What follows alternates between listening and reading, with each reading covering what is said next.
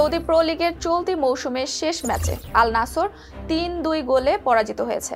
এই হারের মধ্য দিয়ে তারা লিগে তৃতীয় স্থানে থেকে মৌসুম শেষ করে। ম্যাচ শেষেই পর্তুগিজ তারকা ক্রিস্টিয়ানো রোনালদো নিজের সামাজিক যোগাযোগ মাধ্যমে একটি পোস্টে লেখেন, এই অধ্যায় শেষ, সবার প্রতি কৃতজ্ঞ। এই পোস্ট ঘিরেই শুরু হয়েছে জল্পনা। তবে কি আল নাসর ছাড়ছেন রোনালদো? 2022 সালে ম্যানচেস্টার ইউনাইটেড ছেড়ে সৌদির ক্লাব আল নাসরে যোগ দেন রোনালদো। ক্লাবটির সঙ্গে তার বর্তমান চুক্তি আছে 2025 সালের জুন পর্যন্ত। চলতি মৌসুমে তিনি 30 ম্যাচে 25 গোল করে লিগের সর্বোচ্চ গোলদাতার পুরস্কার অর্জন করেন। ফিফা সভাপতি জিয়ান্নি ইনফান্তিনো জানিয়েছেন, ইতোমধ্যে কিছু ক্লাব রোনালদোর সঙ্গে যোগাযোগ করছে।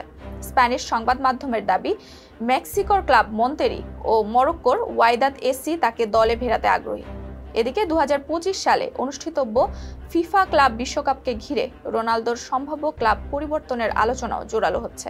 রোনালদোর পরবর্তী গন্তব্য কোথায়, সেটি এখন ফুটবল প্রেমীদের কৌতূহলের বিষয়। ছিলাম নুসরাত জাহান জেরিন। ফেস দ্য পিপলের সাথে থাকার জন্য ধন্যবাদ।